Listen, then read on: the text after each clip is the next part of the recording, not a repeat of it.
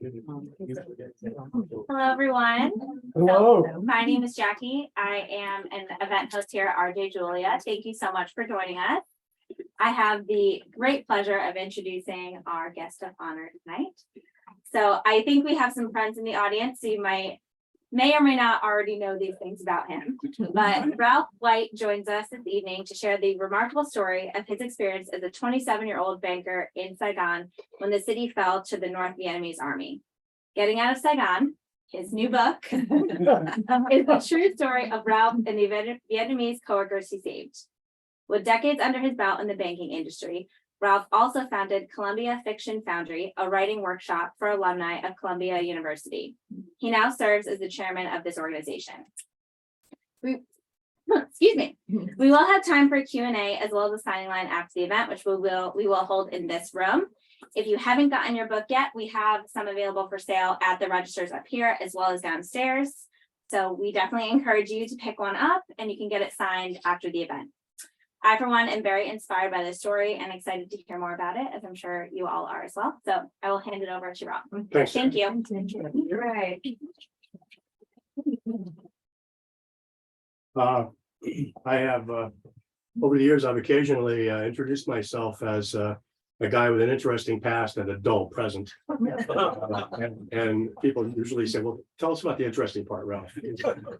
Well, the interesting part is I was the Chase Manhattan Bank's last manager in Saigon during the fall of Saigon, and I assisted with the evacuation of the staff, and in the process adopted 113 Vietnamese refugees. So the next question is usually how did you get there? What placed you in that situation? I joined Chase was my second job. I'd worked for American Express in Vietnam, my first job out of college, operating a bank for American Express on a military base. That was my first job. And then I liked it. I liked banking. I liked Southeast Asia. So when I got back to New York, I switched to Chase. If you did well in their training program, you got your choice of assignment. And I did well, and I said, send me to Bangkok. I want to go back to Southeast Asia. And they obliged me. And so I'd shown up there, bright-eyed and bushy-tailed. I was the junior-most officer that Chase had in all of Asia. I had just been promoted to assistant treasurer, which was the entry-level officer status. And I was a business development officer in the corporate finance division. And sort of getting used to the place, digging in, getting an apartment. And senior management came to me from Hong Kong and asked me if I would take the job in Saigon. And I have a reading about that because it's from the book. Excuse me, can you tell me what year you're talking about? It's 1975, April 1975. In fact, it starts off, my reading starts off with the date. I have to stand in the light. It was late afternoon on Sunday, April 6, 1975, when Amat, one of the Chase Manhattan Bank's chauffeurs, drove me to the Thailand country manager's house, and a servant squeaked open the cast iron gates to paradise. Paving stones set in a manicured lawn followed the contours of a curvy swimming pool surrounded by coconut palms. A path so close to the water would be unsafe for someone unfamiliar with the potency of Thai beer, much less Thai ganja, stumbling home in the moonlight. John Linker rose from his poolside seat when I emerged through the palms. John surveyed me so keenly, thoroughly, and deliberately that I guess there wasn't much to tell him about myself that he hadn't already heard, read, or intuited. He continued his examination during our handshake and afterward as we took seats around an outdoor table. When I recall John, it is his eyes that I see most clearly, often disembodied, like the smile of the Cheshire cat. A servant provided me with a glass of limeade, and I asked discreetly in her language whether it was with or without salt, knowing that local law conferred a health benefit to salt, as yet undocumented by Western civilization. Her, with, me, I prefer without. Her, Back in a minute. It was a 7-second conversation conducted within the constraints of a very rudimentary vocabulary. John said, "That's impressive. How long have you been here?" 2 months. Very impressive. How's your Vietnamese? A couple hundred words, maybe 300. In retrospect, it should already have been obvious where this meeting was going, but in real time, it was just introductory chatter under the rustling clicks of palm leaves. Say something in Vietnamese. My salt-free limeade arrived and I took a sip. Sure. Random phrases acquired years ago in the Central Highlands came back to me. Just one kiss. I go home. 2 canned beers. I'm shy. Eat corn. I do not know. Handsome. Spring roll with fish sauce. 10,000 piasters. The Landerer. Wow. Sorry. I took another sip of limeade, now seized with anxiety that John might know some Vietnamese and realize how delinquent a student I'd been. I understand you have a pilot's license and a Marine Master's certificate. John had done some homework. I could fly a plane. I could helm a vessel. I could say eat corn in a language understood only by people who wore flip-flops to work. I wondered what else he knew. Did he know that it took me 5 years to get through college? Or that my father had lost his medical practice because he preferred Demerol to fatherhood? It had not been chance that deposited me on the side of the globe opposite my father. Pale blue water rippled in the pool. Servants glanced surreptitiously toward us as they puttered around the property, and always palm fronds crackled overhead. Do you know Courtremain? John's eyes were back in X-ray mode. Only heard of him. Country manager at our Saigon, Vietnam branch. Good guy, I hear. In fact, I had it on good authority that Cor was a man of steady habits and quiet competence. One of the good Dutchmen. At that point, I knew precisely why I'd been invited to this limeade party. I beckoned the servant over, handed her my empty glass, and assembled the first complete sentence I'd ever spoken in Thai. Please add a double shot of Mekong whiskey to my next limeade. These bastards were sending me to Vietnam. The communists were sending General Jung in from the north, and the capitalists were sending me in from the south. I called out to the departing servant, make that a triple. Even General Jung's enemies conceded that he was a strategic genius. My best friends knew that I cheated to get my pilot's license. When the clerk at the Federal Aviation Administration told me to cover my one good eye and read the chart on the wall, the one with the big E at the top, I said I'd start with a fine print on the bottom line. PEZOLCFTD. I'd memorized it after being blinded in my right eye with a tennis ball. General Jung would have been proud. When the draft board asked me to read the same chart, I said, what eye chart? I'd be the first to admit there's something unsavory about simultaneously holding a pilot's license and a draft deferment for blindness. So I chose that to sort of set the tone, to tell you the voice, to show you that it's a bit funny, even though it was a desperate situation. I've made some notes because last night I went way over. So that's how I got the assignment. I did the reading. So the situation was that 2 years earlier, the Paris peace talks had resulted in an accord signed by Kissinger and Lee Duc-Tho, and it required the removal of all combat troops on both sides, except for 50 troops were permitted, the Americans and the North Vietnamese.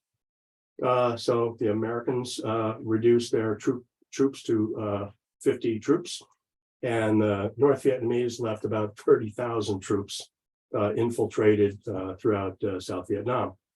And 2 years later, in April 75, those 30 troops had been added to. They now had 70,000 troops south of the demilitarized zone, and they were kicking the South Vietnamese Army's butt. The South Vietnamese in 2 Corps, the 2nd Army Corps, the 2nd Military Region. The South Vietnamese commanding general was the first to desert the battlefield. Oh. He was living in Paris. His flight landed in Paris before there was any fighting at all. He just left, set a good example for his troops. Okay. So the North Vietnamese troops just kept rolling on down the coast. You know, Vietnam's a long, narrow country. And we read in the news that Hue had fallen, Da Nang had fallen, Quang Tri, right on down. And we didn't know all the details because the South Vietnamese press was what do you call it when the press is censored? Any reporting in the local press about the military situation had the first few inches of the column of print vacant. There was no print on it at all, just completely vacant, like a crossword puzzle. And then the text would start with South Vietnamese victories, such as they were. The ambassador was Graham Martin. Martin was not the right guy for the job. He would have been a great ambassador for peacetime, but he refused to admit that the war had been irretrievably lost. We had 50 troops there. The enemy had 70,000 troops, and they were just and the South Vietnamese weren't fighting. They were abandoning the battlefield with leaving tanks, leaving artillery pieces, leaving airplanes. I mean, a child could have realized that the war was over. What Martin should have done is close the consulates in down on the Delta, Canton, on the coast, Da Nang. I forgot where the consulate was up in the north, Quang Tri perhaps, and consolidated them all down to the consulate in near the embassy in Saigon. He could have done a lot to start winding things down, but his adoptive son, he adopted his sister's son, his nephew, as his son, and that boy joined the army, became a helicopter pilot, and was killed in Vietnam. So Martin really didn't want his son to have died in vain, and made it even more difficult for him to see whatever all the rest of us could see quite well. So how about so now I'm the only banker left. Bank of America's expatriate left.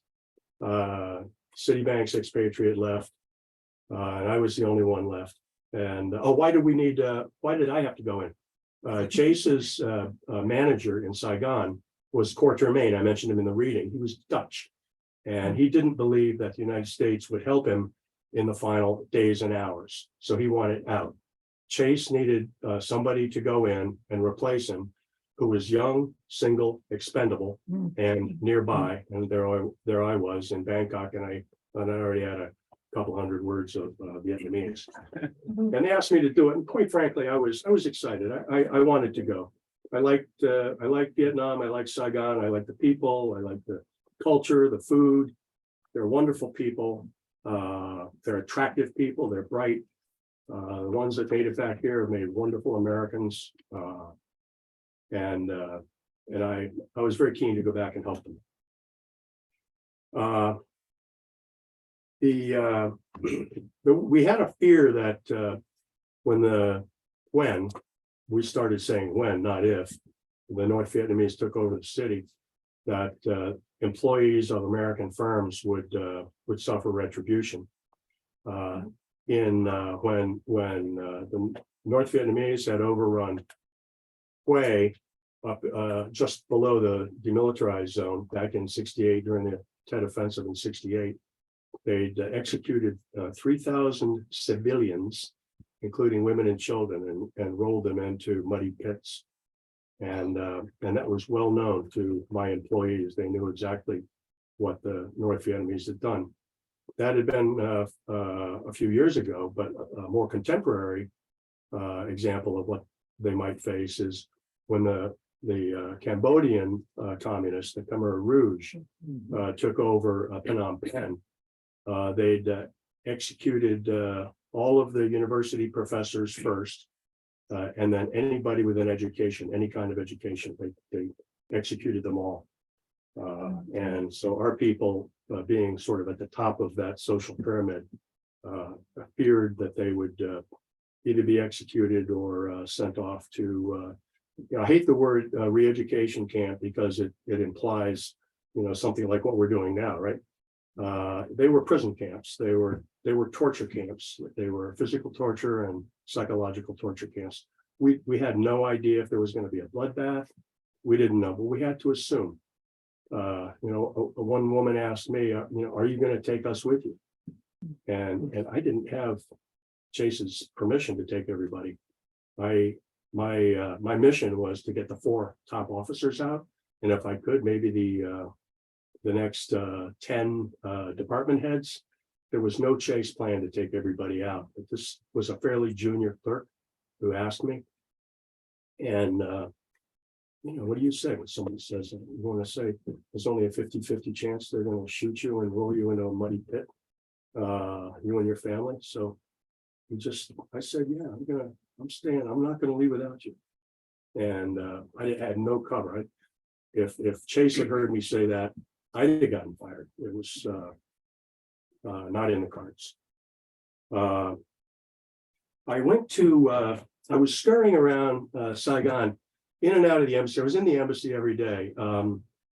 All of the senior officers at the embassy that I knew, that I interacted with every day, were on the 3rd floor. Let's see, there were I didn't see the ambassador every day. I saw him once on that trip. The deputy chief of mission, I saw a lot.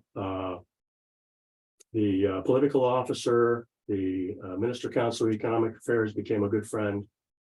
The commercial attaché was my minder, the guy I was supposed to go through because I was a commercial enterprise. I met the commanding general, Homer Smith, first 2-star general I ever met. And I met the number 2 guy in the CIA, Connie Legue, and I got a lot of information from him. They were all on the 3rd floor. There was a 6th floor building, the American Embassy. Why were they all on the 3rd floor? Because they thought that infantry troops could come in and take over the 1st floor or the 2nd floor, and that rockets might come in from the top and blow up the top floor, the 6th floor or the 5th floor. That's where the CIA was with all their electronic stuff.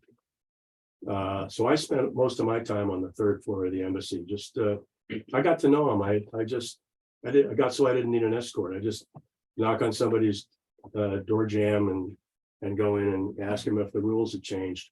Oh, why do they have so much trouble getting people out? I always forget to say this. The government of South Vietnam had made it illegal for their citizens to leave the country without an exit visa, and they weren't issuing any exit visas. Initially, they were taking bribes, but after a while, they stopped taking bribes. Think of the movie Casablanca with the letters of transit. Everybody wants a letter of transit. Everybody wants to get out of Casablanca, but they're just not available. When the German guards are killed, the couriers are killed. Bogart hides the letters of transit in the piano. That's the document that everybody that I worked with for those 13 days in Saigon was trying to get, and they were not available.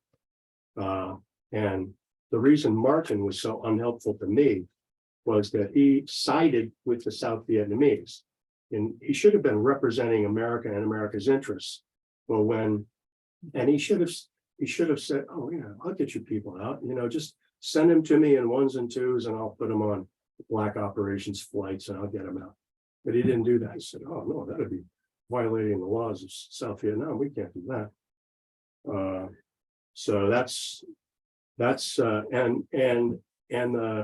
and the final, to make matters worse, the final battle of the Vietnam War at Swan Lock was 40 miles east of Saigon. And there were, by then, 100,000 North Vietnamese troops faced off against a smaller number, but not well. Well, it was the 18th General Dao Li Min's 18th Infantry Division, which was their best fighting group, and they did not desert the battlefield. They stood and fought. They lost 5,000 men in 10 days, but they were. It was an honorable battle, but they ended up losing and collapsing their position back to Saigon. So no exit visas, enemy troops coming in, fear of enemy reprisals, and not much hope on my part. So I started looking at illegal ways to get them out. I did have a pilot's license, but it was all I have flown is 2-seat Pipers and 3-seat Cessnas. The only plane that I lined up to steal was a DC-3. It's the military calls a C-47. They're the Berlin airlift plane. You know, they're called Goonie birds in the trade. That tail sits down on the tarmac. They have 2 Pratt & Whitney engines made right here. And they take off and land on very short fields, which is what I wanted. They're apparently, the flight characteristics are apparently easy to handle. There were some problems I knew that I would face. They have retractable landing gear. I didn't know how to retract landing gear. They had adjustable pitch propellers. I don't know how to adjust pitch. There are pressurized cabins, and I don't know how to do that. There are a few other things like flying under instruments. I have a visual flight rule license, so I would have had a hard time navigating. Plus, they're small. The ones with seats have 25 seats. For 25, they'll seat 25 people. The ones that have the seats removed in a cargo configuration, they call a SkyTrain. I figured maybe I could get 100 Vietnamese. They're really skinny. The kids are small. I thought maybe I could do that. I went down to the docks and I boarded a rice ship, and I took a good look at the controls, and I decided I could probably get that ship going and maybe put my people on it, get down the river.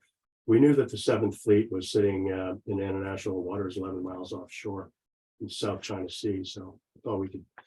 That was so I was checking out all those possibilities, and then Martin talks President Chiu into resigning, and his vice president takes over, Vice President Wong. Then the Civil Aviation Administration, which for some reason gets to administer far-flung countries around the world, prohibited civil flights going in and out of, no more commercial flights in or out of Vietnam. So all there was commercial flights after that. And Swan Lock fell, and the enemy started. They weren't marching on Saigon; they were waltzing to Saigon. They were just strolling down the street. I got a call from the commercial attaché. I was in my hotel room, just stewing, wondering what I was going to do next, and he said I could have a bus to put 70 people on to get through the gates of the airbase the next day. So I went in to the bank the next day. I asked my general manager, deputy general manager, senior Vietnamese guy, to pick 70 people, and we were going to leave the rest. You know, I promised to take them, and my plan was falling through. But I figured if I could get 70 out, this would be 70, including spouses and children. I wasn't taking parents, wasn't taking nieces, nephews, brothers and sisters, which is tough in a civilization like that, where the extended family is very tight. But I didn't want to face head office's wrath by taking people I shouldn't. So we picked the winners and the losers and put the winners on a bus the next day and forgot to tell you something else. The south, there's the gates to Tonsanut Air Base. Tonsanut's as big as a small American city. It's well defended. The gates of the air base, there's a checkpoint, and you have to be authorized to go on a U.S. military installation to get onto Tonsanut.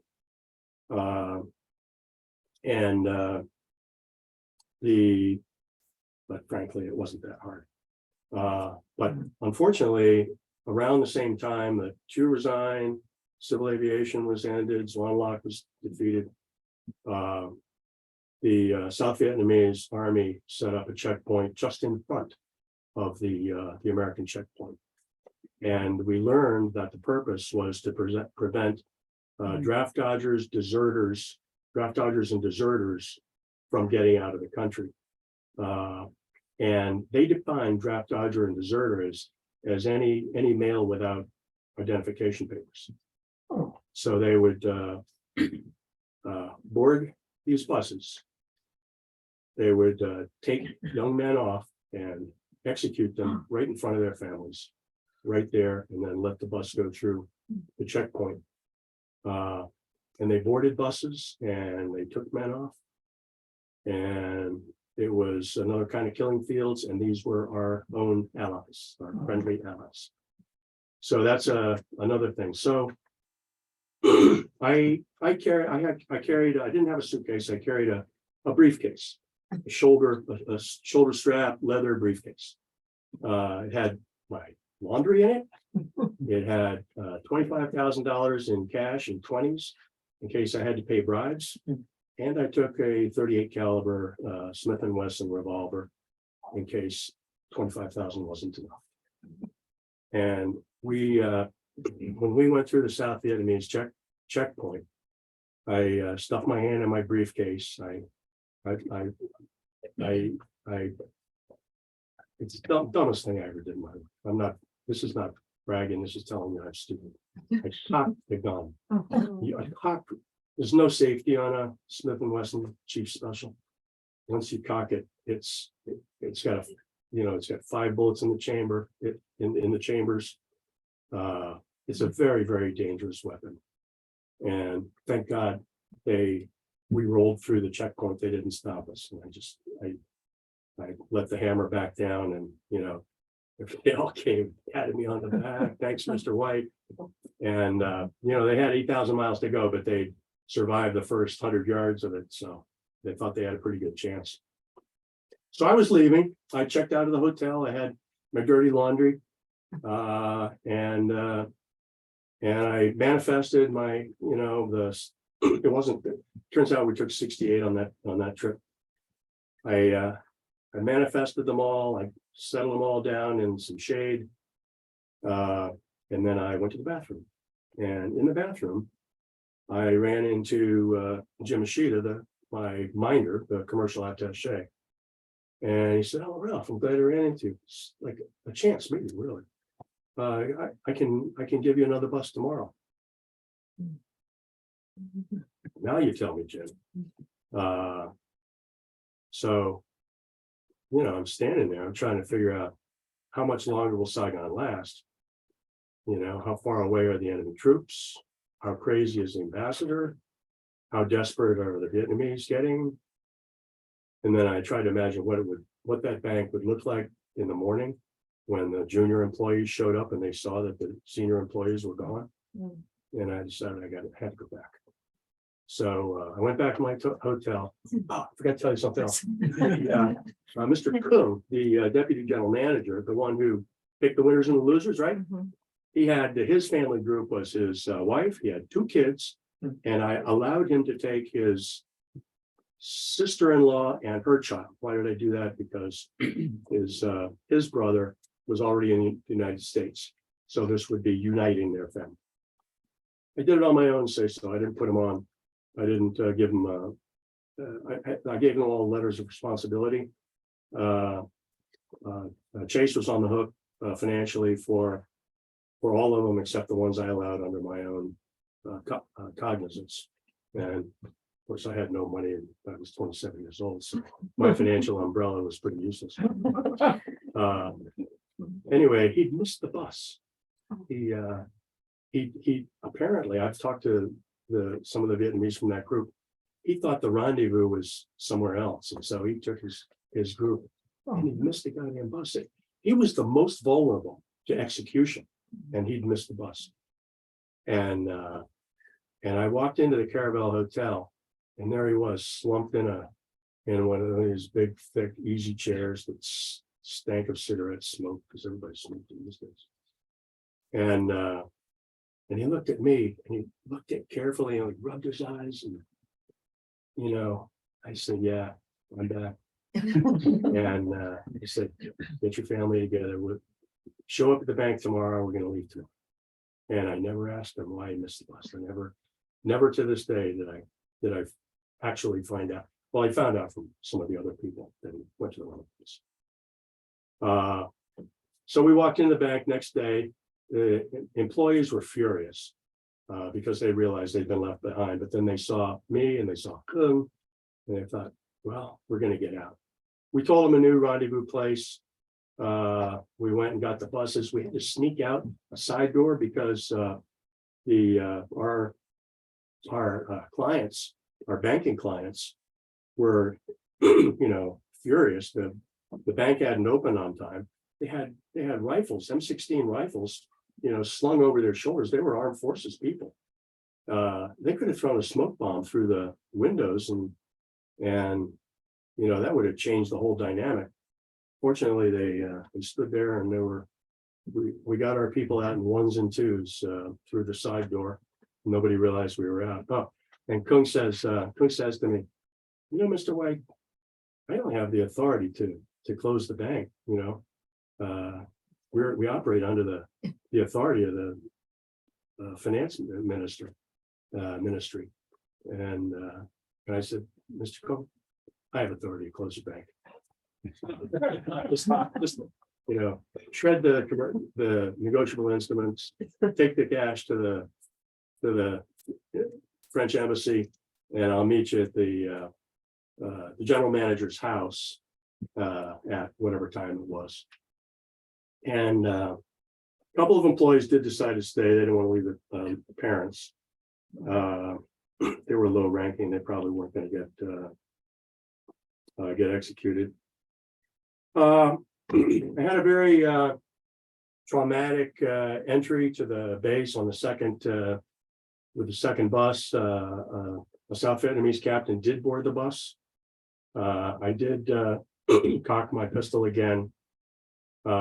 He kept walking. He came about halfway down the aisle of the bus, and I swear I wasn't thinking through. I think when I rethink this, we all do this. We think, why did I do that? I could have done something very differently, and it would have been a much, much smarter solution. I mean, if I had reached in that case and brought out a banded bundle of 20s, $2,000, I just walked up to him and said, "Captain, get off my bus. Take $2,000 and get off my bus." And he'd have been happy. He'd have jumped off the bus. I was ready to kill him. And he turned around and walked off, and got off the bus, and I didn't have to do it. I look back at that part of when I read that part of the book, I shudder because it's the dumbest thing I ever did. So we ended up sleeping on the ground. We didn't get out that day. We slept on the ground at Tan Son Nhut Air Base. No sheets, no pillows, my pillow was $25,000 and a revolver. And no tents, nothing, just open space, and families, everybody. And I was sleeping right there with them. We got on a flight the next day at 7:30 p.m. and left. And I realized after we were in the air that I didn't know what country we were flying to. How often does that happen? You're in the air, you don't even know where you're going. It turns out they took us to Clark Air Force Base in the Philippines. They put us in, Clark was closed by then. because the Vietnam War had wound down. They didn't need Clark anymore. So we slept in abandoned barracks. They did have sheets and pillows and stuff. And they had running water for showers. We stayed there 3 nights. And then they apparently President Marcos told President Ford he didn't want any Vietnamese in the Philippines. So we had to leave. They took us to Guam and put us in a tent city with 30,000 Vietnamese refugees and me, sleeping in cots, in tents on a massive tent city. The city explains it as much as the word tent. And about 3 days later, another Caucasian was walking down the dusty path between. There were no signs. There were no streets. There was no way to locate anybody. It was kind of a concentration camp, to be honest. It was a people sequestering operation, not a people locating operation. So a guy, I saw a Caucasian walking down the street, and we just caught each other's eye, and he looked at me and he said, "Are you Ralph White?" I said, "Yeah, I hope you're with Chase." And he said, "Yeah." It turns out he was. He never told me that. I didn't learn till many years later. He worked in the department of the chairman. He was in David Rockefeller's inner circle. And we got all the Vietnamese out. My second group, this is what I call the second group, that came out on the second flight. The first group went straight to Tent City. They were in a hotel. Apparently Chase had repossessed a hotel because they'd stopped making payments on the loan. So Chase owned a hotel in Guam, and we refugees were put up in the repossessed hotel. It's quite a nice place. After what we've been through, anything would have been nice. And then they flew us from there to Camp Pendleton in South California, and that's where all the Vietnamese got green cards. And then they flew us to New York City, and the Chase brass was very surprised to see 113 Vietnamese show up. They were expecting the 4 department heads, and the 4 department heads plus but they employed them. All of the employees who'd been with Chase in Saigon got employed in New York or other branches, and they were assigned to host families.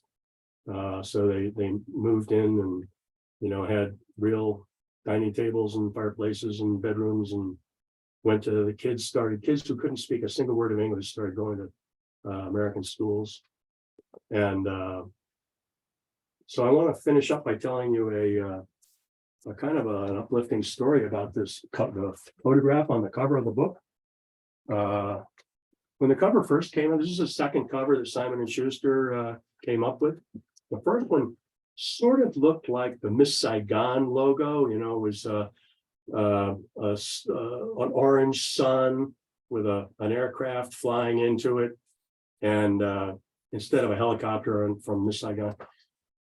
And when I saw it, I liked it so much I wept. I thought, oh, they could have. I'm a new author. They could have crushed me. I didn't have any say, and but I got something that was very pretty, and we were going with it.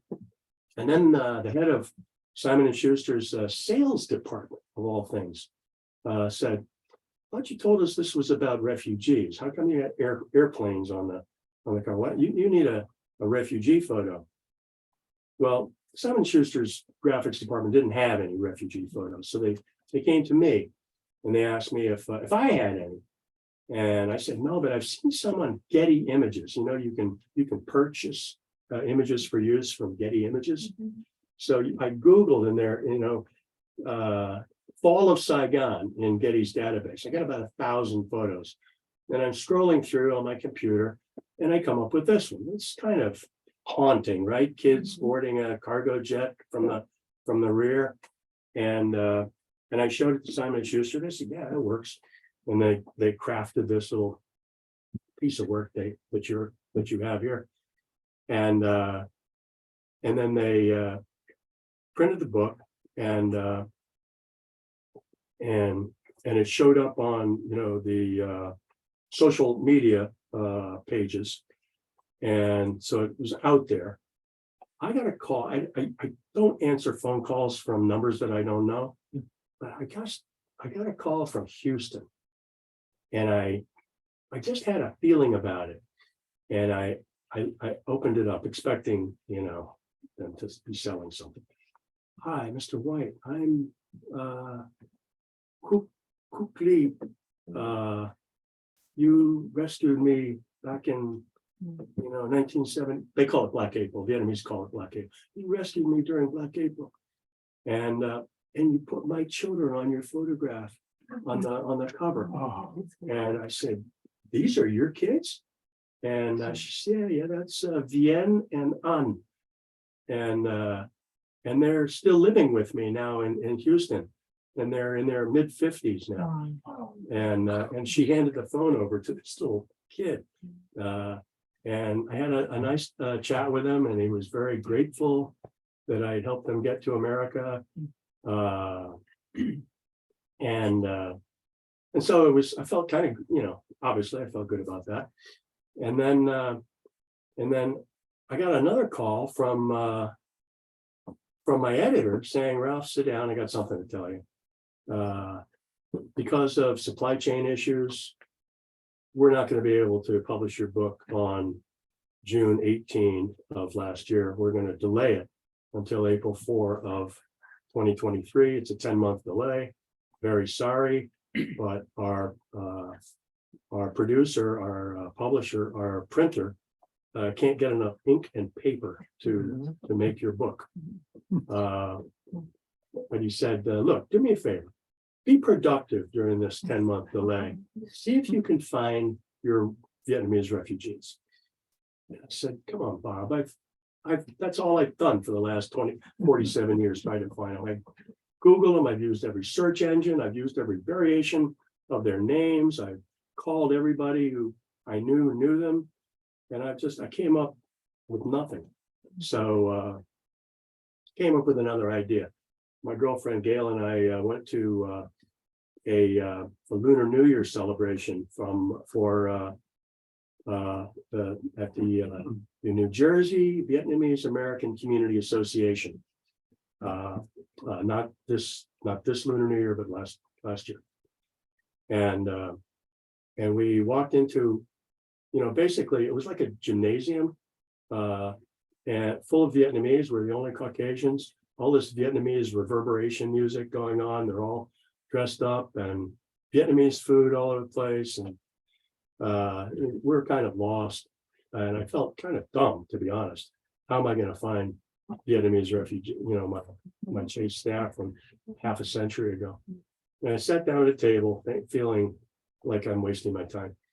And a woman came over and sat down beside me and said, "What are you doing here?"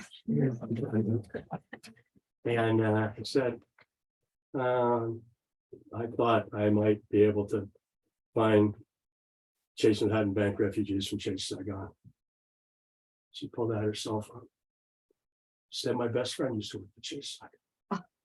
She called her. And then I was talking to Minh Nha Tran, who was the number 2 Vietnamese officer under Kum.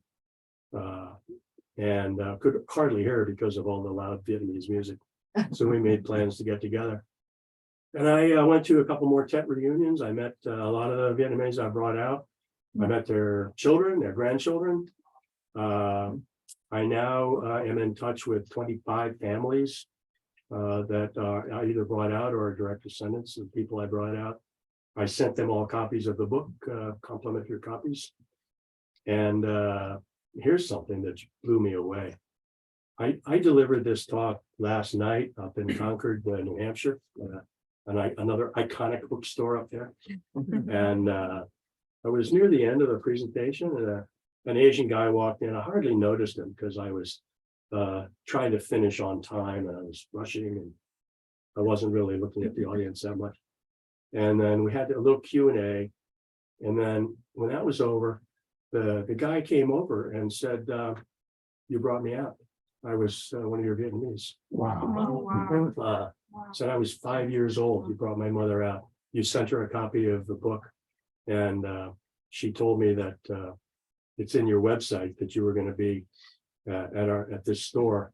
And I work in Bath, Maine. So I drove over for 2 hours tonight and I'll be driving back.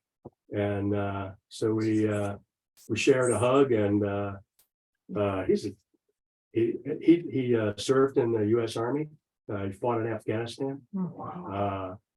I'm telling you, these Vietnamese I brought over, I'm very, very proud of them. They've made great Americans. It's my presentation. Put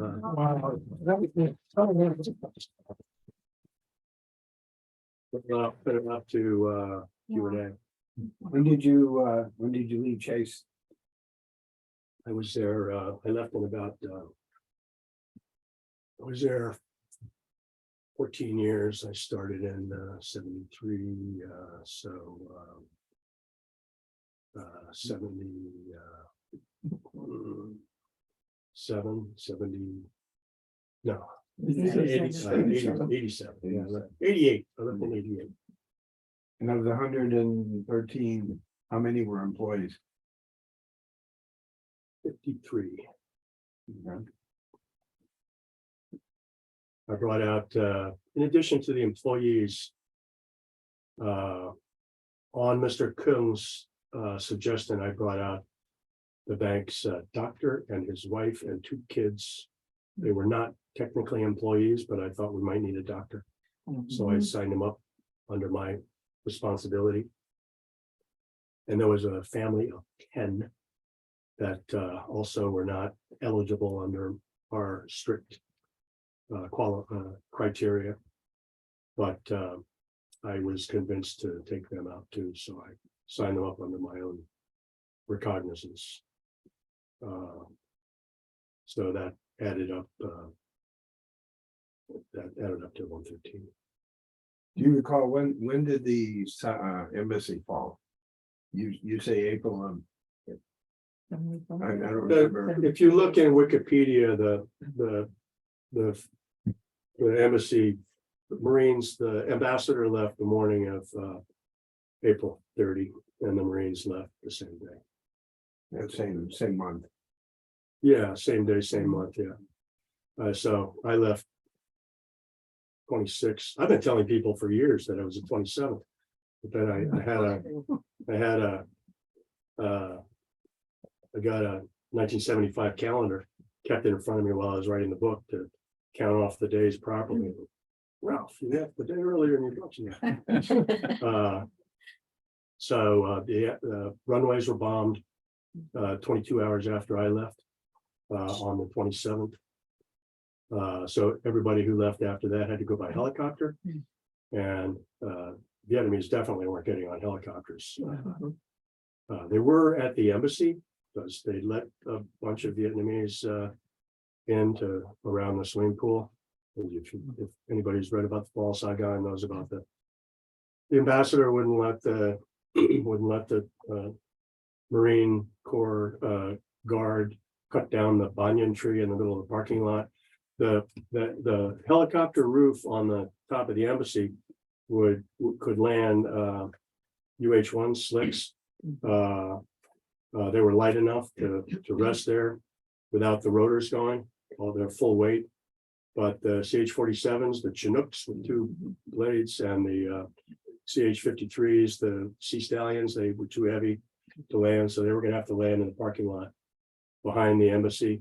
And but there was a banyan tree, a big, as big as one of our sycamores, and it prevented helicopters from landing there.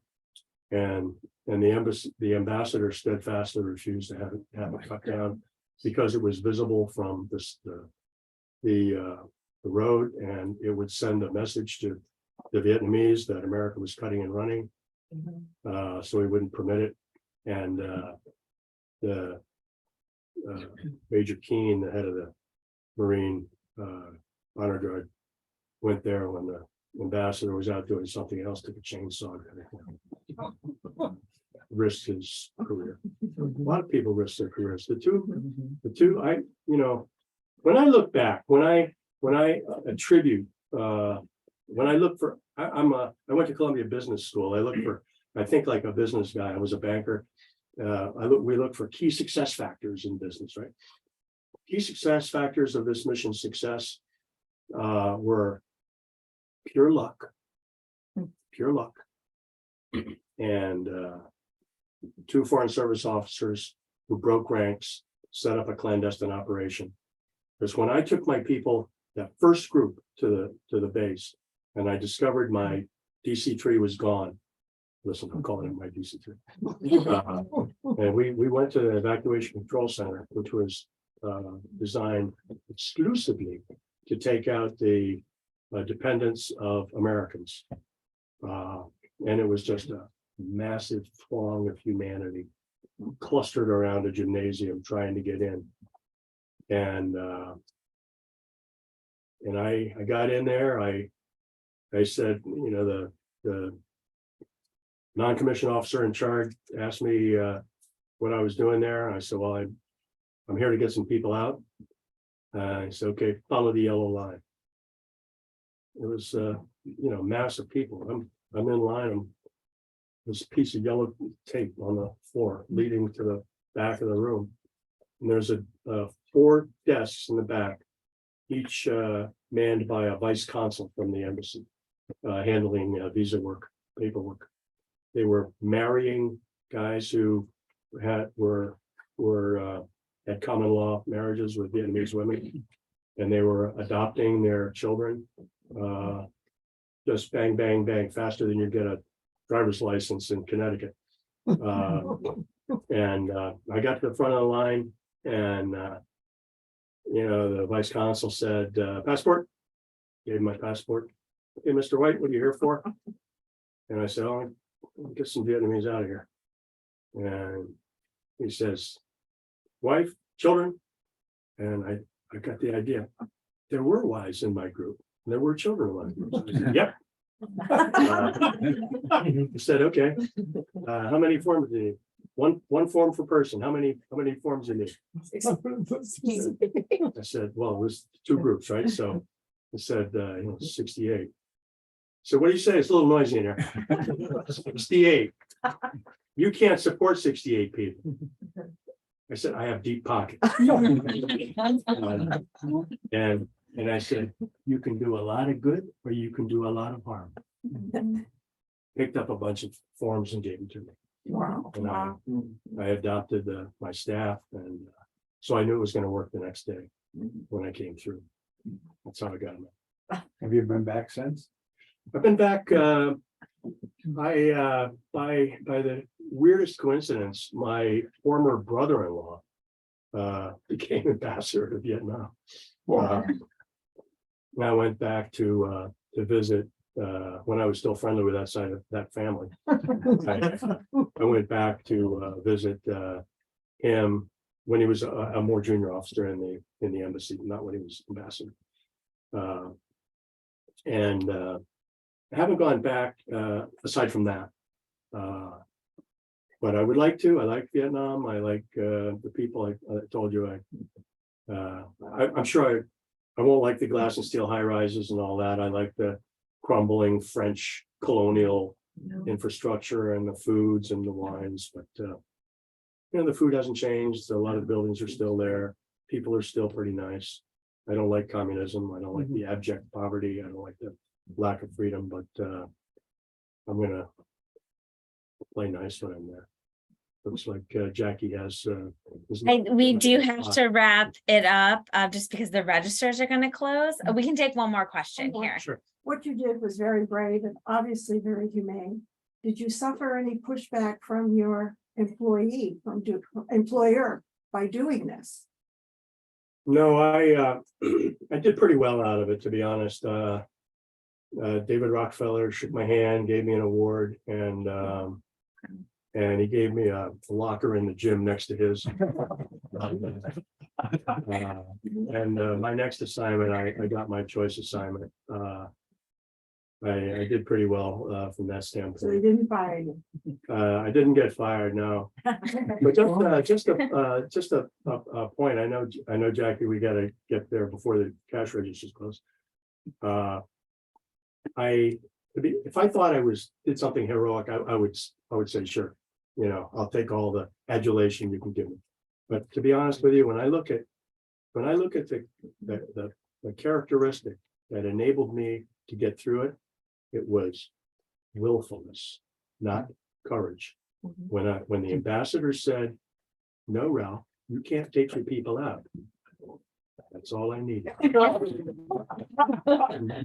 I'm gonna get it done. I'm gonna go around your back. I'm gonna find a way. Wow. But I think it was willfulness. I think explains the outcome better than courage, to be honest. Thank you very much. Thank you.